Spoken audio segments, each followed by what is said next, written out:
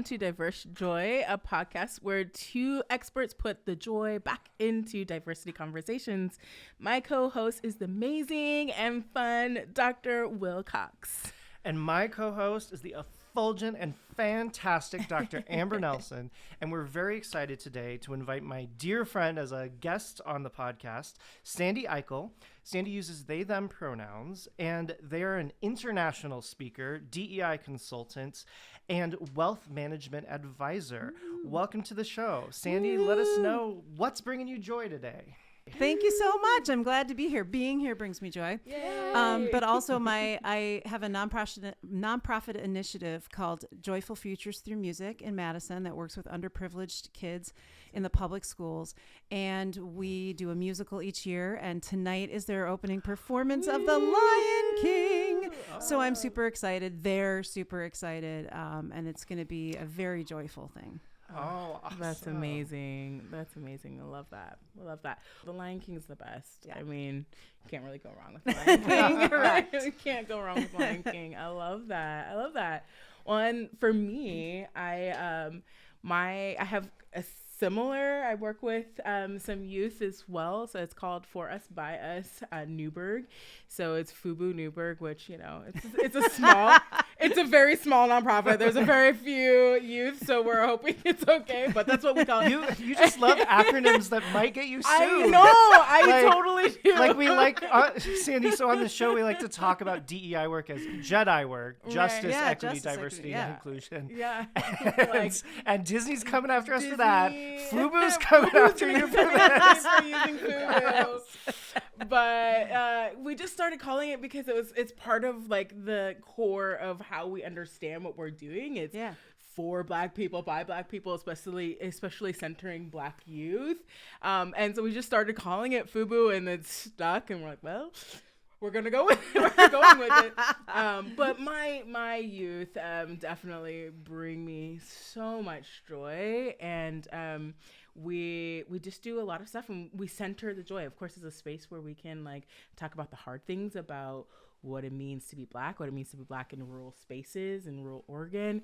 But the biggest part about it is centering joy and centering like Black joy, and what does it mean to like be in Black spaces together and go and watch movies. Like we're really excited to go see Little Mermaid. And we're gonna take them all. We went and saw Wakanda Forever, and so just doing things together and also celebrating what it means to be Black and what Black representation looks like. So awesome. Yeah.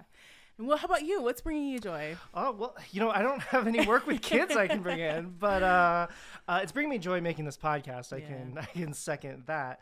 So this episode's coming out in July, and one of the things that brings me the most joy in summer is my garden. So I have a huge garden out back. Maybe we can toss some pictures on the video recording of this. But lots of flowers are coming up, and it just makes me happy. Every morning I take a little walk around my garden and just see which new things are popping out of the ground. And that's one of the main things in my life that brings me joy. And you are an amazing gardener. Oh, you really are. You. I love that. Yeah, I love new blooms. They just don't agree with my sinuses. Understand.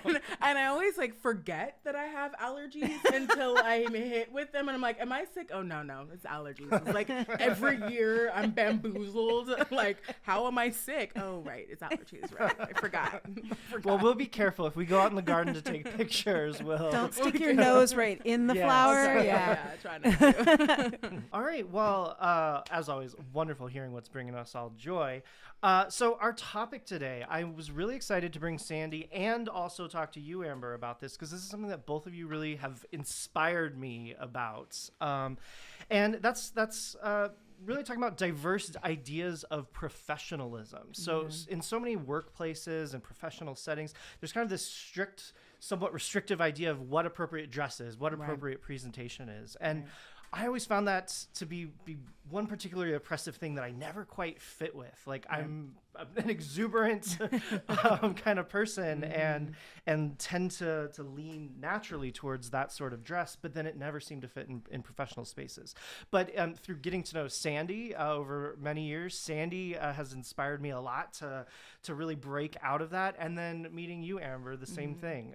You both tend to have a very fabulous, individualistic, joyful way of dressing and doing it in professional spaces. And so our general topic, I kind of want to sit here and continue learning from both of you how you think about that kind of stuff.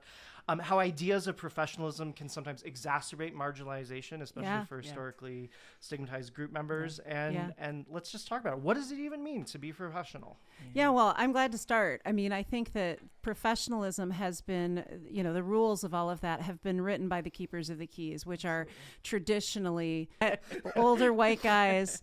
And they're writing those rules because they're the ones that are in power and to try to keep everybody in line. And yet they want employees that have independent thought and that are creative and that innovate, but they don't want to create the environment that allows them to be who they are, which is sort of this, juxtaposition of two things that it's never going to happen. And also, I hear all the time in workplaces, we want to be inclusive, but we really want people to fall in line to what we think they should be able to be creative. And when they say inclusive, I translate that to safe. We want diverse people to feel safe here, but we're not willing to understand how this traditional quote unquote professionalism really stifles not only their creativity and their innovation, but their safety. And so that's one of the things that, that I'm always kind of fighting for and trying to ask questions about. And I often start out, and this is part of my own story, is starting out by asking them, what is it that you're trying to accomplish? And how do you think the things that you're doing now are going to accomplish that? And it's through that conversation that they can realize, what it is that they're doing is never going to lead to the results that they say that they want. And sometimes when there's pushback and they, I can say, well, your lips are saying one thing, but your actions are saying another, and you may not really want to have an inclusive environment. And so you need to look at that a little bit closer. I mean, wanting everyone to be the same, whether it's just the same or whatever, that's the antithesis of diversity. Exactly. Exactly. Yeah, and I mean, you can't create an environment that you have to create an environment, I should say, that creates safety for authenticity.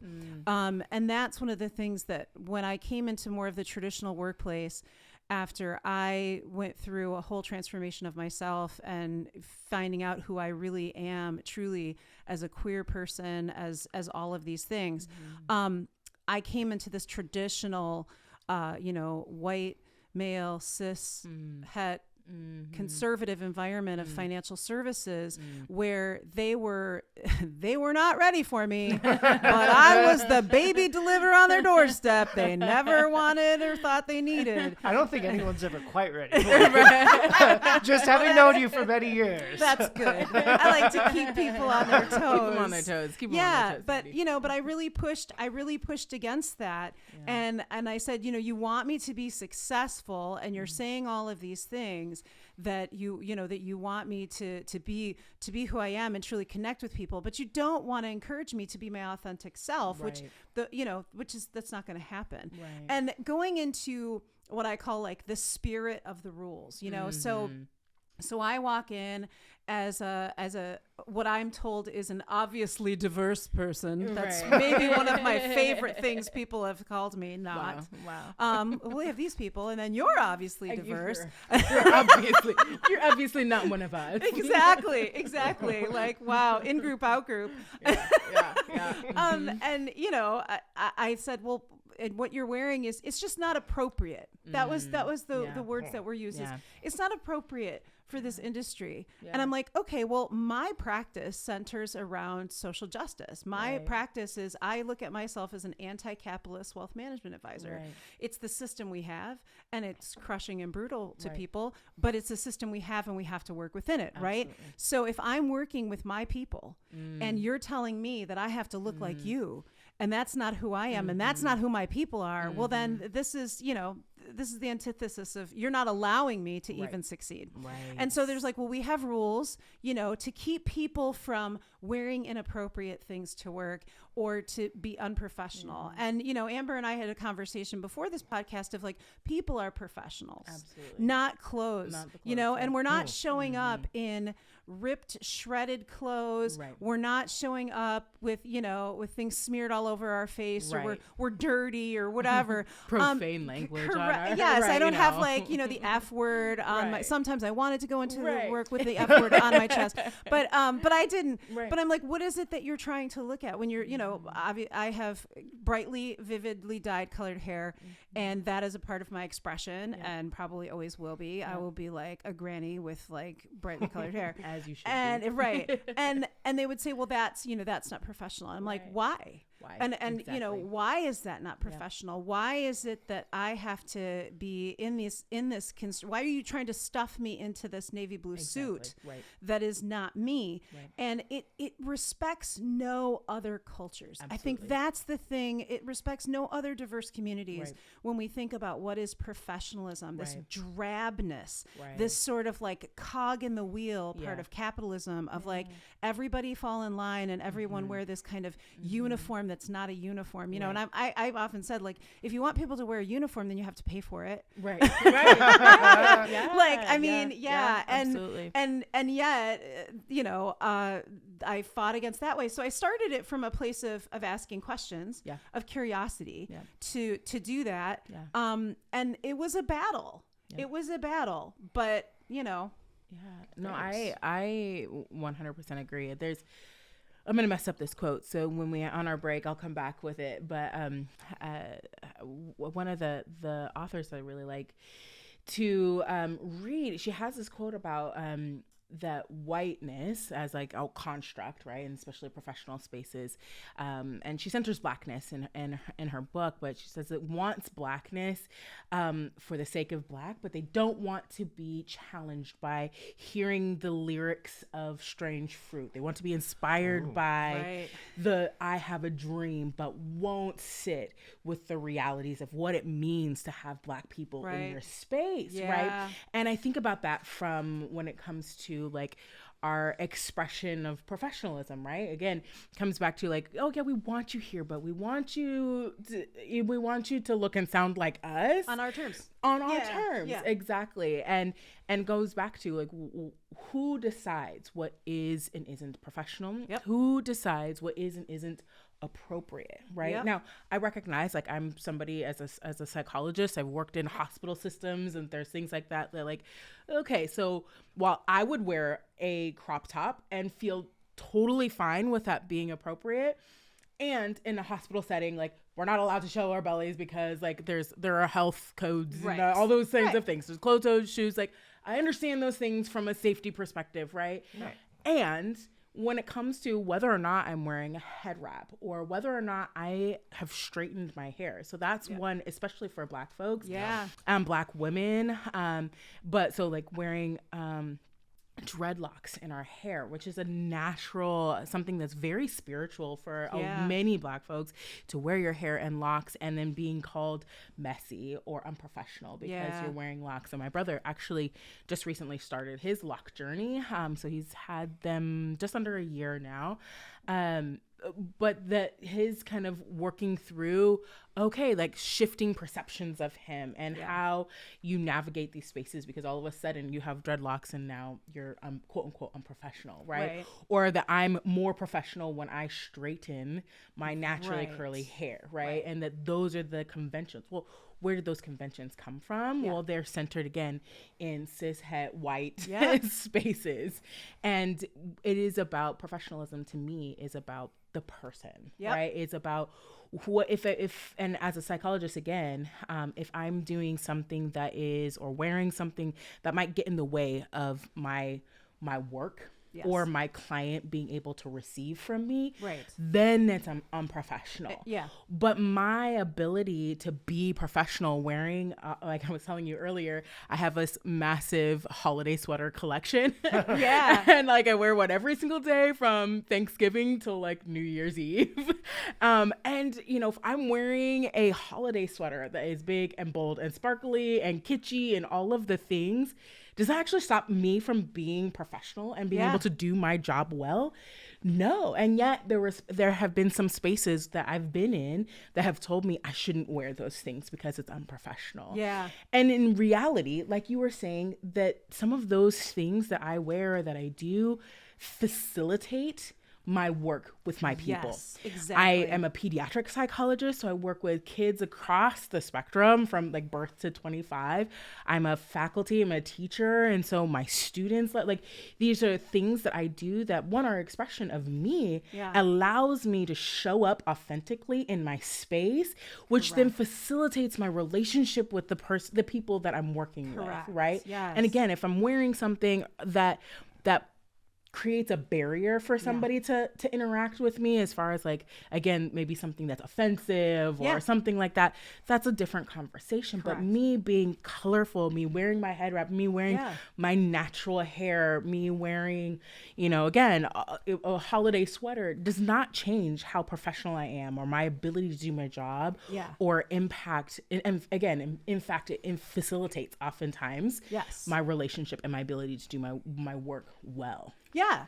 And I think also we think of diversity as always being obvious and visual, and it's not. We know a lot of diversity is invisible. Absolutely. And when people that we're working with in any capacity see someone who is standing and working in their authenticity, it encourages them to be authentic as well. Absolutely. And it creates connection. It creates safety. Yes. I mean, I can't tell you how many, white guys have said to me like, oh, I wish I could wear something like that. Right. And I'm like, wear do it. I'm do like, it. do it. Yes. It creates joy, which It is creates- what we want to talk exactly. about, right? Right It's sartorial joy to do Absolutely. with clothing. And that's so much what I see in both of you every single time I see you. And I love it. Yeah. And I think, when you wear something that makes you feel joyful, you're more joyful, obviously, but also you're better at your work. You're more engaged. You're having a nice time. Right. And frankly, if both of you were wearing just kind of regular blue suits and white shirts, I probably wouldn't want to work with Sandy as a financial advisor. Probably wouldn't want Amber as my therapist. I wouldn't want to work with I don't think this person would get me. I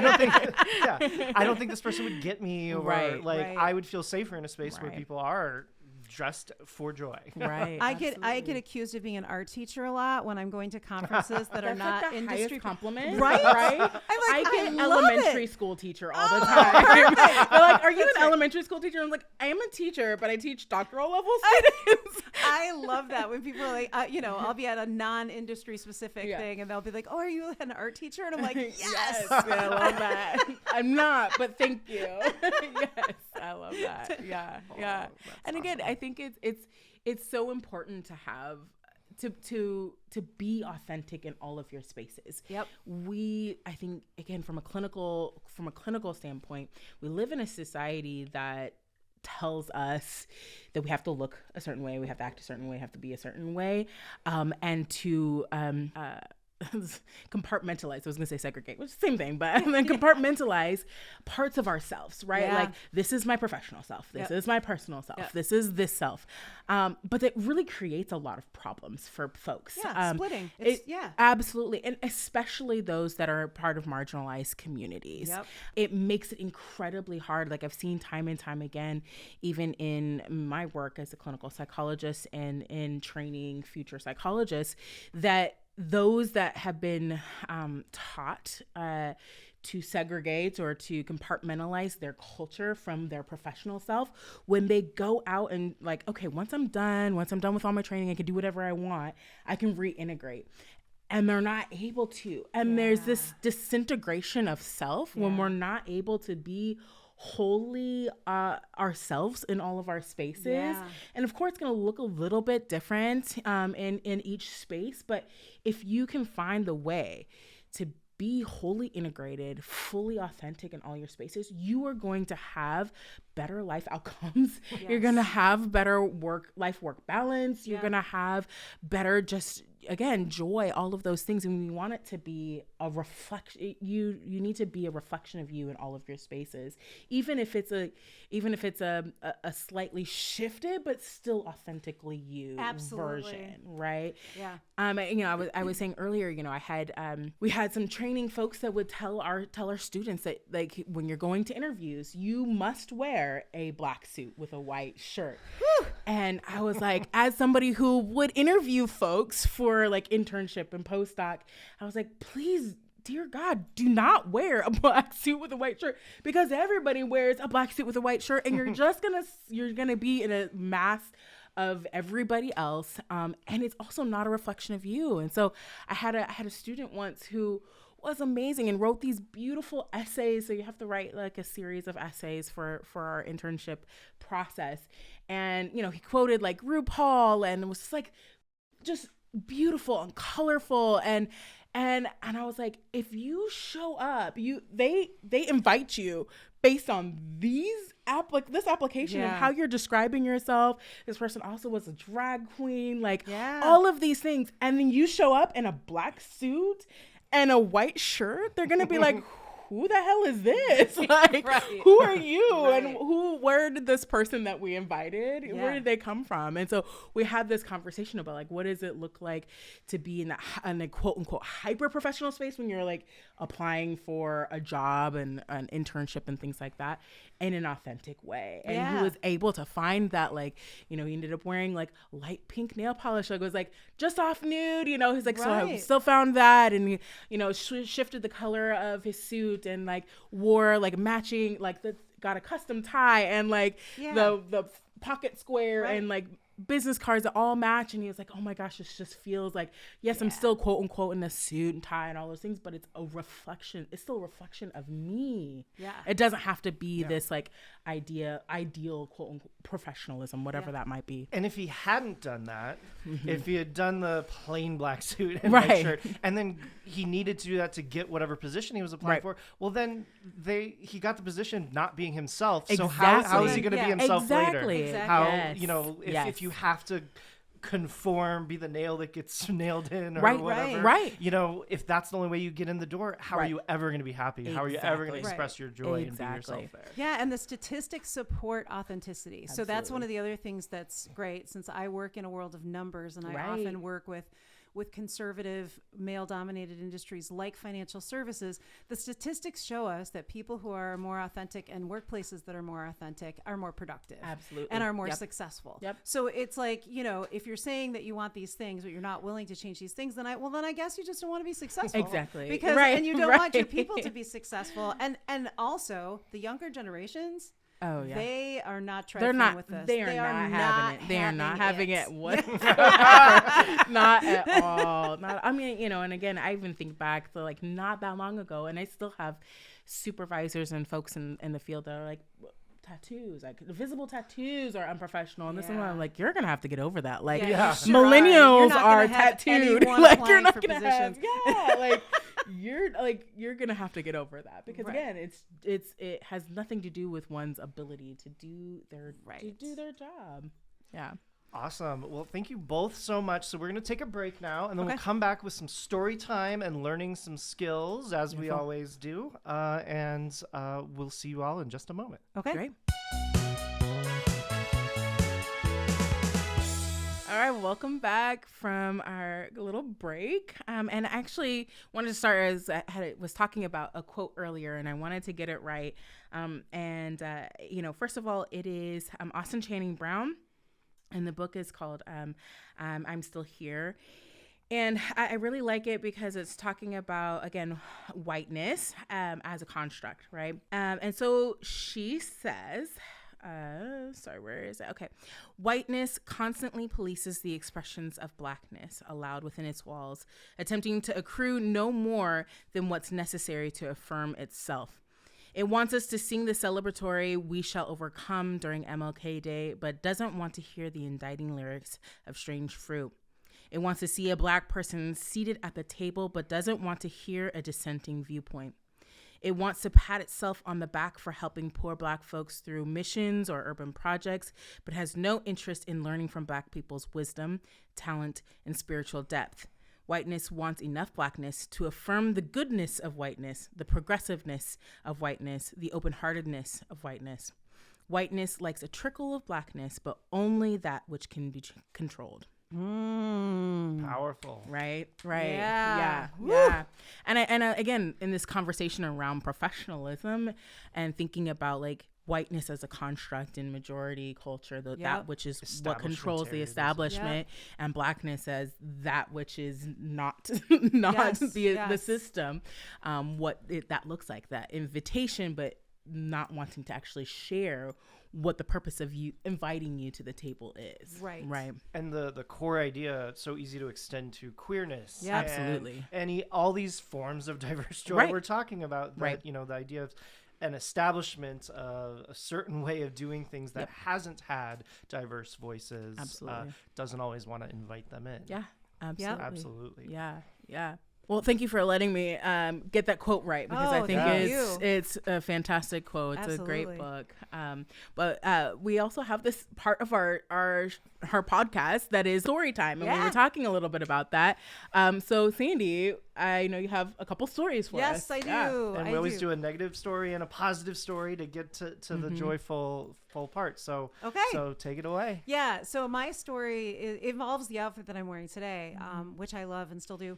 And which you can see on the video podcast. For those of you who are listening, you can check that out if you want to get a glimpse of Sandy's fabulous amazing and colorful and expressive outfit. Yes. And I was at a specifically financial advisor conference, a professional situation, and it was sort of a round table discussion about things that were, analytics and things like that. And one of my colleagues, who actually knew me fairly well, said, I hope that eventually Sandy gets successful enough to stop shopping at Goodwill. In reference to what I'm wearing. And I obviously was really offended on several levels. First of all, there is nothing wrong with shopping at Goodwill. Yes, okay? Because I truly believe in, much of the stuff that we need is already out there. Absolutely. And sustainability, we can, we can just find things, as this outfit is mostly sourced from, already produced goods. But also, I grew up with a single mom that was on food stamps. So the fact that was like a shame that I grew up with anyway, of being poor, and that in this professional context, in embarrassing me and overtly so in front of other people to belittle me. Yeah. And it came at a time when I was starting to show my success. And so that success as my authentic self was looked at as a threat. Wow. And so that was an opportunity that this person took to try to tamp me down. Yep. But he had no idea. Unleash the beast. The fire that burns within. Yeah. I was like, oh, really? Well, if you like this, then you're going to love what's coming next. Right, exactly. Yes. Unleash the queer fire. And he was in a position of authority over me. Yeah. So that was another interesting thing. I did point it out to him, and we had a conversation about it that was not really productive. But that was not a positive experience. Right. And I felt, very, very shamed. Yeah. Sure. So that stinks. But the other side of that is that, I am able to show up in my work every day as who I am and work with, I am so very grateful and lucky to work with all of these wonderful, beautiful people all over the country and the world that are from diverse communities. And, I had met with someone, several years ago who had a lot of, just shame and fear and all of this, sort of junk around pain, around money and financial things. And they were, from my community, the trans community, and they had said, I never thought that I was going to be able to make it to age 30, much less now I'm successful. And so now I don't know I've never even thought about what retirement looks like because I never thought I would make it there. And now I really need to plan for it, but I'm so scared. Wow. And we met, and and worked together, and they said, you make me feel so safe. From the moment that I saw you, I felt that safety, and that has allowed me to change my life and the way I look at myself, and seeing you as a professional in this very conservative industry, which they were as well. So that's a amazing, really positive experience too. And that's what we're all here for, right? We're here on this planet, especially as diverse people, not only to be joyful, to make connections, to encourage each other and love each other and create that space and that joy. So oh, that's amazing. I love that. I love that. That's so good. Yeah, and with all these conversations, especially with today's topic, I want to invite all the listeners to kind of take a moment, step back, rethink what professional means, what it has to look like. And I would love if everyone had a story like that, where it was like you being your own authentic self made someone else feel safe, made someone else make progress on some issue they were working on, whether it's their financial planning, their mental health, as Amber does, or working on diversity issues, as we all do, but as is my main thing. So take a moment, think about that, folks. What does it mean to, the term I often use is, decolonizing, right? Yes. It's like that centering of the system goes all the way back to colonization and imperialism, and how do we now reclaim that which was lost, right? And the variety of expressions, and whether that's specific culture, right, but being able to wear cultural garb as part of our professional identity, or again, colorful expressions and personality, and just kind of decentering and decolonizing our understanding of what is professionalism, and again, showing up in our spaces fully ourselves. Amen. And part of what we do in the podcast is bringing in, two parts, but first is questions from the audience. So Will, what is our question for today? So this is going to be the second episode that airs, so we're still early on and don't have true audience questions. However, we had a battery of questions that my wonderful research assistants at UW-Madison compiled, but before I closed down my lab there. Thanks, y'all. You're the best. And for this question, I wanted, especially since we had Sandy here, to ask this question, but then I also want everyone's opinions on it. So in workplaces that aren't talking about bias and diversity, how do you start having that conversation? This is something that I've advised some people on when I come in as an outside speaker, but usually by the time I'm coming in, the conversation's already started because that's what led them to me coming to get the training. But I know that each of you have some experience with this. So if you don't mind, Sandy, what do you absolutely. think? I definitely have experience with this since I came into a situation where they had not yet started any diversity and inclusion in their workplace. As I clasped my pearls and gasped deeply. And it was clear to me that was the case because of the discrimination that I was facing on a regular basis. So I went to the person that was in leadership in that situation and said, it started out with curiosity. And I think that this is really an important part for all of us to remember when not just in work environments and inclusion environments, but in our lives in general, in our relationships, starting with curiosity as opposed to judgment, because I personally cannot change anyone's mind. I'm not going to change their values. I can only help understand what their values are, and if their values are something different than their actions, help them align with those. So I asked the question of what are you looking for in a workplace environment? Do you want people such as myself in this environment? Because because that's a really valid question. Even though I was brought on, it doesn't mean that I'm wanted. They didn't know what they were getting necessarily. They sure didn't. They often don't. They often don't know what they're asking for. Exactly. So and they were saying, oh yes, definitely want you to hear. And I said, well, okay. So do you want more of me, or or people that are diverse, or what's your vision? And so asking questions. This person in leadership expressed, said all the right things, right? And I said, okay, well, the issue is that this situation is not conducive to the things that you say that you want. And it sounds like, and I might be wrong, but it sounds like you don't know where to start. And that might be an issue for you. Is that the case? And so that you're bringing it around that it's not, I can't be the angry lesbian, right? Or the angry black woman, right? Yeah, exactly. like so but also it doesn't work. So asking this in more of a consultant situation and working and starting to work from there was the key, really. And I mean, I had a lot of people in that environment that told me that, Nick, oh, Sandy, you're the first queer person that I've known. And I'm like, that's not true. I'm like, first of all, that's not true. as I said, like, first of all, like, oh, I asked him the question, were you in a fraternity?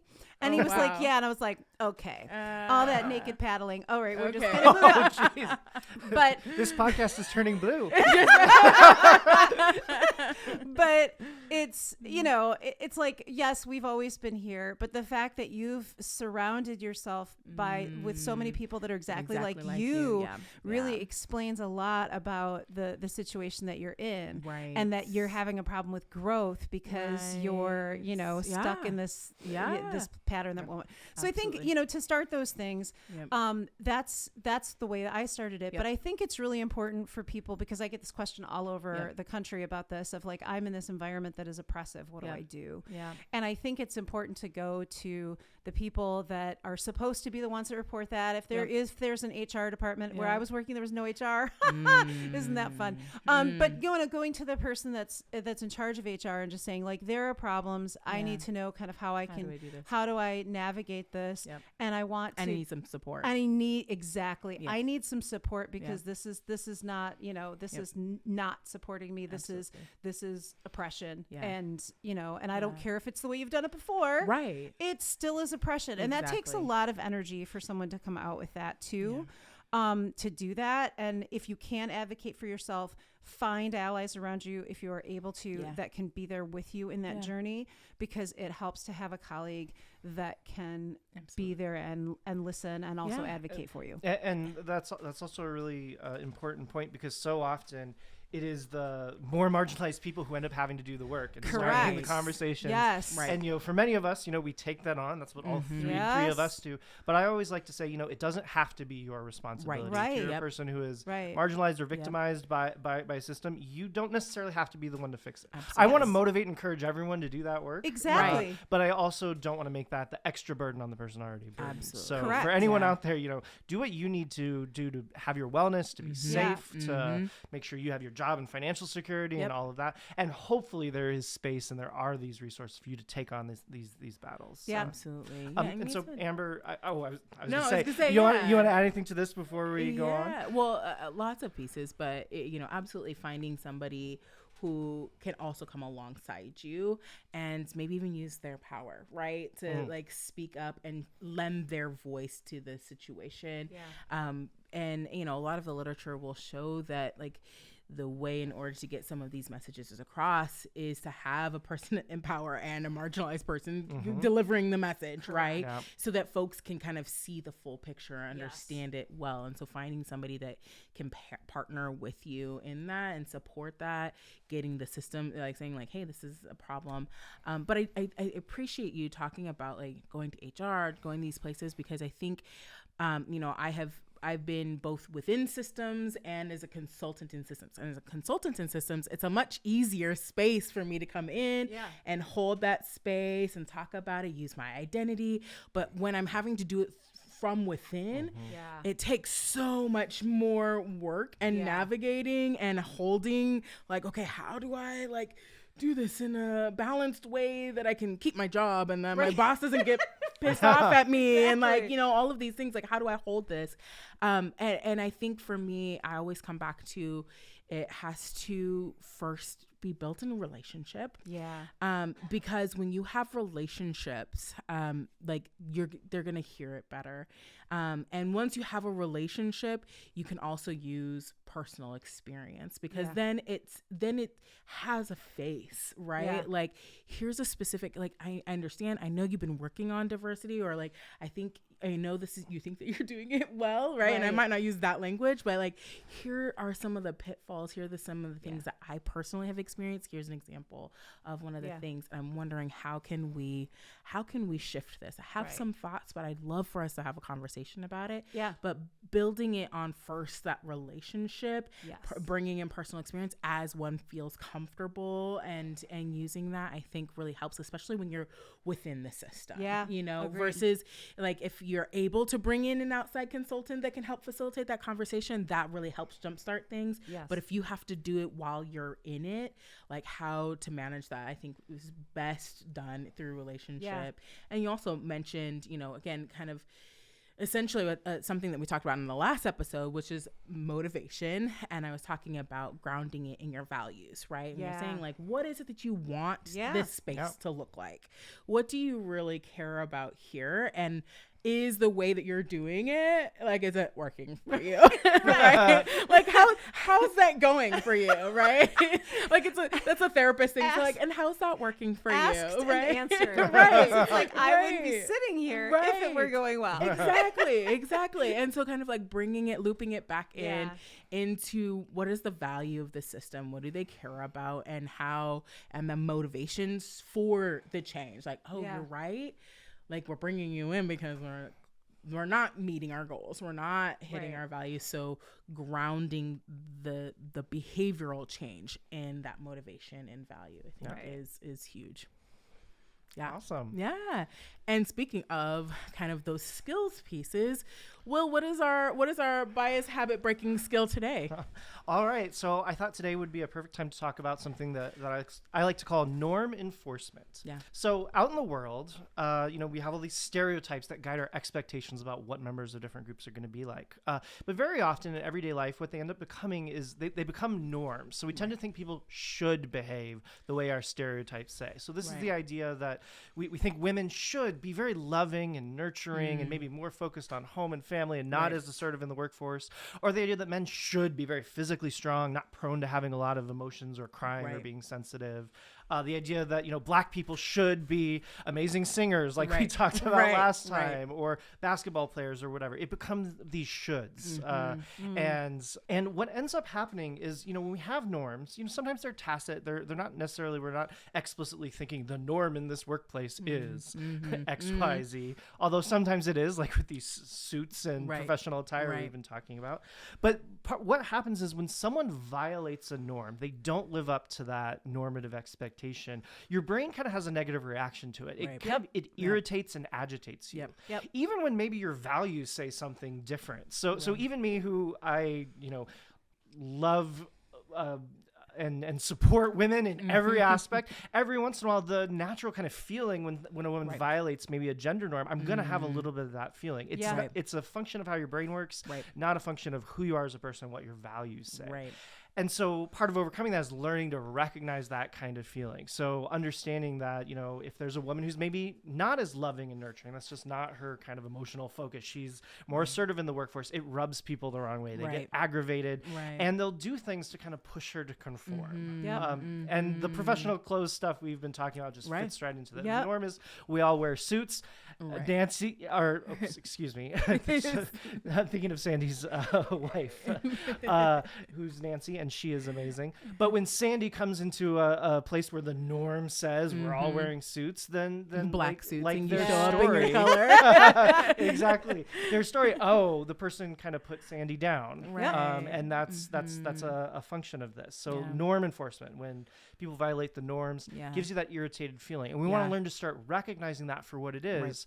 And what I encourage a lot of people to do is when you have that irritated feeling, rather than letting it be directed at the person, start directing it at the norm. I don't like that norm's there. I don't like this norm that says all men have to behave this way or all Black people have to be this way.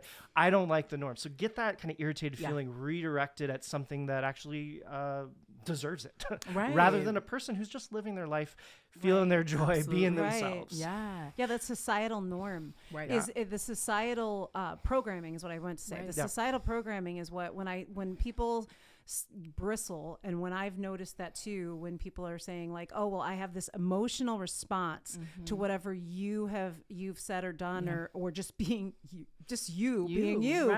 That's not their personal value. Right. That is their societal programming. Right. And when you point that out, then people are like, well, I don't want to be a sheep that Right. just, you know what I mean? Right. Like, Right. yeah. Right. And I love that, the Will, of directing your energy and your reaction, your emotional reaction against the norm, Right. as opposed to against this person that's breaking the norm. Right. Yeah, I love and that. there's the piece of as a clinical skill of like the insight building and the awareness building around. I think there's two parts to it. Absolutely, the acknowledging what's coming up for me right now. Why am I feeling irritated or frustrated or uncomfortable or whatever about this person? Directing it at that thing, but also challenging like our own internalized pieces, right? And I can even remember a time where I caught myself reinforcing anti-Black sentiments when I was a postdoc. I was the like lead postdoc or second year postdoc with first year postdocs, and we were talking about navigating the system, and I caught myself telling them to act white, essentially, you know. And I wasn't saying in those words, but I was like, oh, this is how I do it, da da da da da. And like I sat back later and I was like, what was I doing? Where did that come from? Like I do recognize this like internalized and self-protective thing in the ways in which I learned to navigate the system. But why did I feel like I needed to like use this, like, in recognizing that it was so anti-Black, it was so like conforming, it was all of these things. So there's this part of like acknowledging it, like, how am I even doing those same things to myself? How am I reinforcing those narratives on myself, let alone on what I'm doing for somebody else? Absolutely. Enforcing those norms. Enforcing the norms. Yeah. So that was our skill for today. As our final segment, we always like to end with some kind of media recommendation, something that brings us joy that we can recommend to people out in the world. And Sandy, as our guest today, what do you have going on? What sort of thing brings you joy that you might recommend to others? Well, I love the show Schitt's Creek, and part of that, I mean, for so many reasons, and it was such a breath of fresh air that there was queerness that was in a situation where there was no question. The storyline was not about how the person was queer and there was conflicts because they were queer.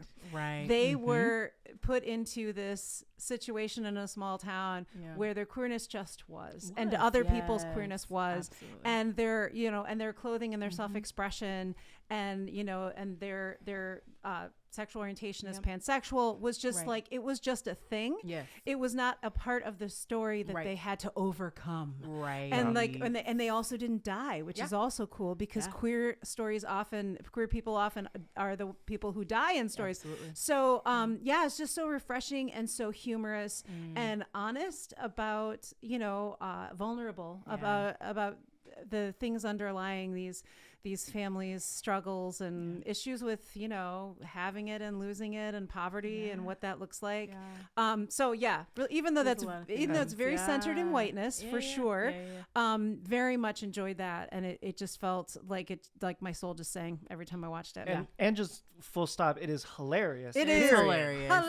Hilarious. Excellent television. And one nice aspect of the kind of exploration of queerness and acceptance that you're talking about is it's in a small town, which is very often not what you see if it's a gay show or queer show. It's in a big city because that's the only place gay people can be accepted, allegedly. But it really just shows kind of everyday small town people who they have no problem with being queer. And sometimes they're like, oh, he wears interesting clothes. But it's never like putting him down. It's just like, it is different. Yeah, but they're like, okay. Yeah. And I think it's really beautiful. I love the show as well. I don't remember when I was introduced to it. It was after it was off air, but I just fell in love with all the characters. I fell in love with the story and all of the things, and I often use and I think you do too when it comes to diversity, like trainings and conversations. The clip when he's talking about his sexuality and using wine as the ways in which to describe it, like, oh, I like all wines, I like white wines and red wines and rosé, like this. And occasionally a rosé that used to be Chardonnay. Right, exactly. Yeah, and I was like, this is such a beautiful way to like describe it in an accessible way, right? To understand like, oh, okay, right? Like when we can kind of take maybe more complex concepts and put it in everyday, like, non-values anything terms, like people can understand it better. And I think that like it's such a beautiful like expression of that again, where it's not making it like a big thing, right? It just is. It's a conversation that happens, and then like it explains his sexuality and then moves on, and also her curiosity, and Stevie's curiosity, asking David about that, as opposed to like shock and horror or whatever, because of their relationship and their physical, and not being afraid, like the curiosity. And like we've talked about this too, that like often when it comes to questions around diversity or things, like people get stuck and don't want to ask, and then it ends up being more harmful in the end, right? They're afraid to say anything wrong, so they don't say anything. At all. So the curiosity, like her curiosity, and just like, so I like red wine, right? Like only red wine.